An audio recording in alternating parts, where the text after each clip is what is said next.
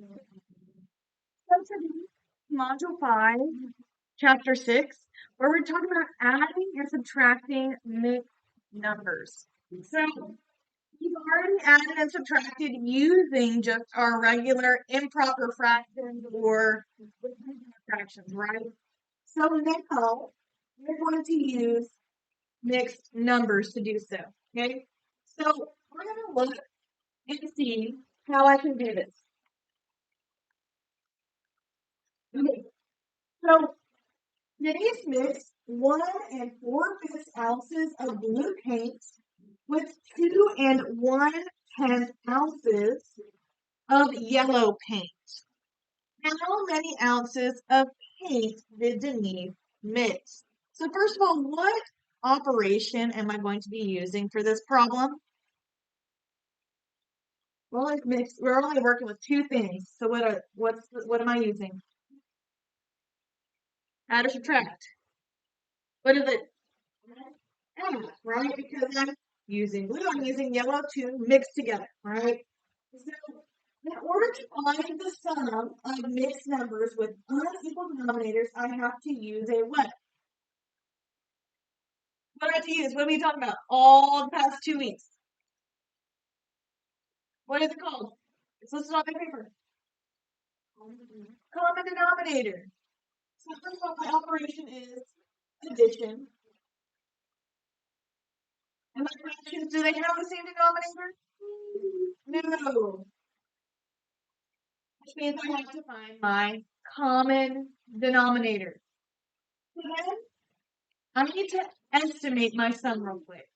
So what do we think? What is this closest to? 1 4/5. What do you think that's closest to? Think about the next. If it looks like it's going to be a whole number, that means that I need to add an extra number to my mixed number. Whereas if it's closer to the lower number, I need to go down, right? Okay, so 2 holes. It's going to be 2 holes plus what? 2 holes plus 2 holes because 1/10 is closest to 0. So I add 2 plus 2 and I get 4. So now I'm going to find a common denominator. So I'm going to look at 5 and then look at 10. We've looked at 5 and 10 a lot. What is the common denominator between 5 and 10? We've seen it over and over and over again in all of our practice.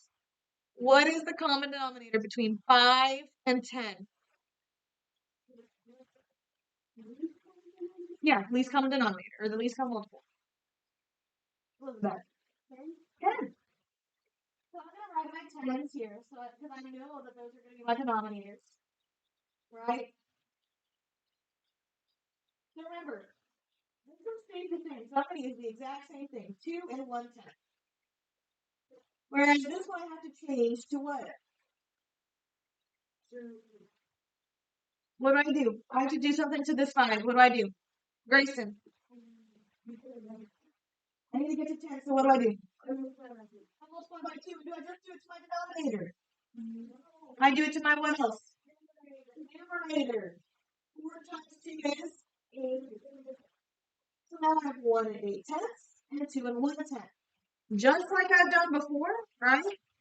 I'm going to add my numerators and keep my denominator the same. So 8 plus 1 is 9. My denominator stays the same. And then 1 plus 2 is? So 3 9/10. So is that a reasonable answer? Yeah. 3 is my answer, right? How do I know whether my answer is reasonable? We already estimated, right? Estimation was the reason why it put 4 close to 3 9/10. Yes, right? Because if I just 1 more 10th, I would be at 4, right? So I know my answer is reasonable.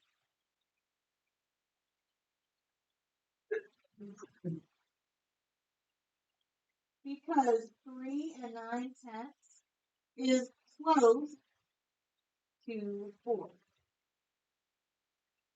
Is there another common denominator that I could have used other than 10? Remember, think, it could be any multiple of both 5 and 10. What's another multiple of 5 and 10 that I could have used? Peyton. 20. I could have used 20. Well, there's more. Liam. The common denominator, which is 50. 50, that'd be a great one, right? That's if I multiply 5 and 10, right? I could use 20, I could use 50. What else? Reason. 30. What do you know about my numbers? They all end in 0 because any number, right? If I multiply that 5 by a what kind of number? An even or odd number? An even number will get me the number ending in 0. And as long as it ends in 0, it's divisible by 10, right? So as long as it ends in 0, I could have used any number ending in 0. I mean, other than 0 itself. Right? Yes, ma'am. Yes, I could. I could use 100. I could use anything that is divisible by both 5 and 10, which would mean it ends in a 0. Okay? Okay. Look, we're already done with the first page.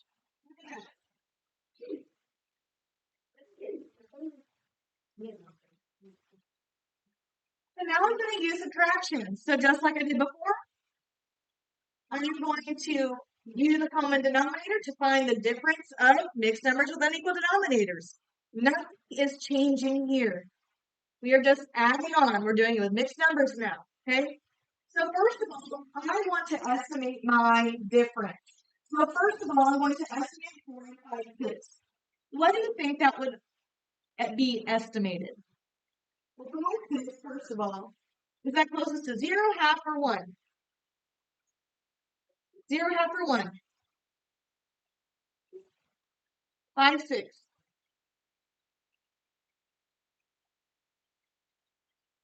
Tyson. A whole, right? So I just add my whole to 4, making it 5. Then 2 and 3/4. 3/4, is that also close to a whole? So then I'd be subtracting what? 3. 5 minus 3 is? So my estimation is 2. So now I'm going to find a common denominator. And I'm going to use that common denominator to write an equivalent fraction with equal denominators. So, what is a denominator of both 6 and 4? What's a common multiple of 6 and 4?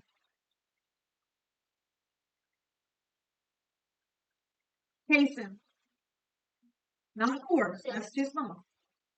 You can't use in this case, the two numbers that I'm given are not a number that I can use. I have to go higher than that. Peyton. 12. And 12 is my least common denominator in this case. My least common denominator is 12. So I'm going to change my denominator to 12. So 6, what do I have to do to 6 to get to 12? Multiply it by 2.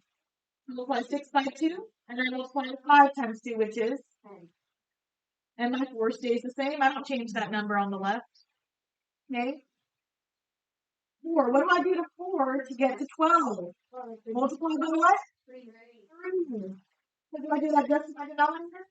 No. No, I have to multiply by my numerator as well. So 3 times 3 is? 9. And then I keep that 2 the same. So I'm going to start here. I'm going to do 10 minus 9, which is 1. Then 4 minus 2 is 2. Fantastic. 2 and 1, 12. So is this close to this? Yes, it is. Because 1/12 is closest to what? 0, half, or whole? 0. So therefore, my answer is reasonable. So I'm going to explain that in a sentence. I know my answer is reasonable.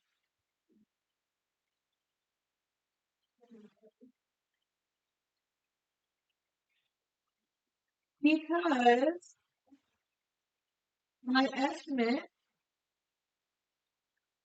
was 2, and my actual answer was 2 and 1/12. It's as simple as that. I love reasonableness. I think it's so important to understand it. Okay?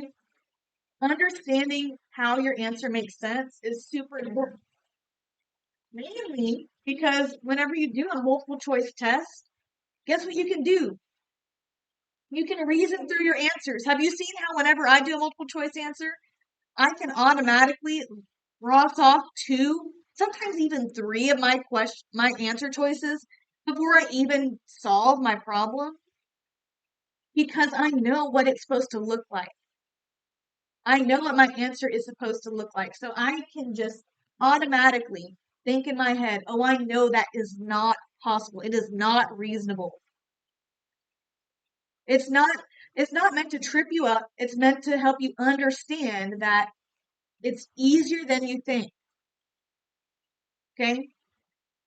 And it helps you to know that your answer is correct because think about it. How does God design things to be done in different ways and it gives you different answers? No. Do we get different answers for the same problem? No. In math, what happens? There's always an exact answer. God has designed it to be an exact answer, right? There is one answer. It is going to be the same every time. But the estimation helps us to get to that actual answer. Make sense? Okay.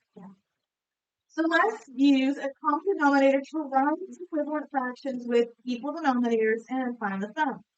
Whenever I say that statement, I'm saying it at the same time, same thing every single time. It's the same process every single time. I find a common denominator, I write equivalent fractions, and then I use them to find my sum or my difference. And then I write it in my simplest form. So in this case, what is the common denominator here? So if I don't know, I can write out my multiples here. So I can write it. I know that 5 times 1 is 5. 10, 15, 20. I can write 4, 8, 12, 16, 20. Oh, what is my least common multiple? 20. If I don't know what it is off the top of my head, I can list them out. Sometimes it's easier that way. And it's just multiplying. It's like you do on a multiplication chart, right? You write down your multiples, right? Same thing here. I just don't have 5 times 1. That would be too much work, okay?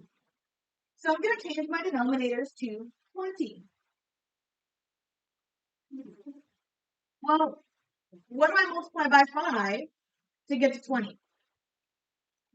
4. So I multiply my denominator by 4, and then I multiply my numerator by 4. 2 times 4 is? 2 times 4 is 8. And I keep my 7 the same. Okay, and then I multiply 4 by what? Because I multiply 5 times 4 up here, so I multiply 4 times 5. 3 times 5 is 15. And I have 4 stay the same. So I have 15 plus 8. Ooh, I noticed something. What is 15 plus 8? What's 15 plus 8? What is it? 23. Do we agree? Because 8 plus 5, 23? Over 20. Ooh, what is that? This is an improper fraction. So what is that equivalent to if I had it as a mixed number? Peyton. 1 and 3/20. Right? So I have 7 plus 4, which is what? 11 plus 1. So my actual answer is 12 and 3/20. Because I had to change that improper fraction into a mixed number to add it to what I already had, right? So 12 and 3/20. So 3/20 stays the same. It doesn't change because 3 and 20 are not divisible by one another. Now, if the denominator was 21, yes, I could have changed it, right? It would have been 1/7. But in this case, these are not divisible by one another. I can't divide anything both into 3 and 20. Okay, so let's do one on our own. Try it on your own. Let's do 3. Do 3 on your own.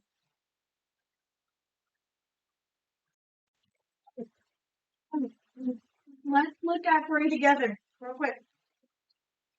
I saw some good things. So first of all, what is the common denominator between 4 and 3? Joseph. 12. So I'm changing both of these numbers. The denominator is going to be 12.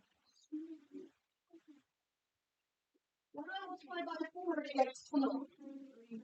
3, so I multiply both my denominator and my numerator by 3. So I get what?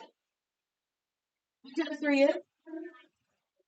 And my whole number stays the same.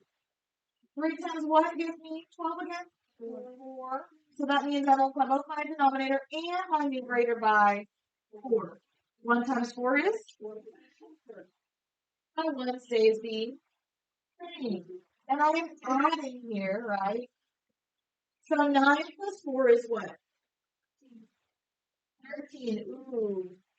What does that mean? It's 1 whole and 1/12. 5 plus 1 plus 1. 7 and 1. Do we all get that? Yeah. One more word problem. I want to do a word problem over here. Okay, let's do a word problem here.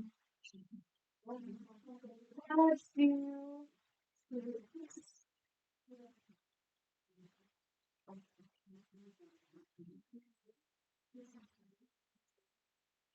Let's do 16. Okay. So Dr. Weather or Not collects 2 hailstones during a storm in California. One hailstone weighs 2 3/8 pounds, and the other hailstone weighs 1 3/10 pounds. How much heavier is the larger hailstone than the smaller hailstone? So first of all, it's asking me how much heavier. What do you notice about that? What's that going to mean about my problem? What operation am I doing? Adding or subtracting? Heavier. Heavier. What does that mean I'm going to do? Add or subtract? Raise your hand next time. But yes, it is subtract. Okay? I'm going to subtract. Okay. So I need to find my 2 amounts here. I have my 2 sizes. I have 2 3/8 minus 1 3/10. Ooh. Okay. So I need to find a common denominator between 8 and 10. I can actually look at my answer choices to get my common denominator. What's my common denominator? What's my common denominator? Look at your answer choices. 40. My common denominator is 40 in this case. So to make my denominator to 40. And I will put 10 times what to get to 40? What? 4. So then I multiply my numerator also by 4. 3 times 4 is what? I bring my 1 over because it stays the same. 8 times what gives me 40? 5. 3 times 5. 2 stays the same. Now subtracting. Oh, that was terrible. Okay. 15 minus 12 is what? 3. No. 15 minus 12. 3 over 40. 2 minus 1 is 1 and 3/40. 3 and 40 cannot be divided for any further. What is my answer? 1 and 2/40. This is my answer, which is B. Okay, good job. Your turn. For the next one. On. This is this word. This is word.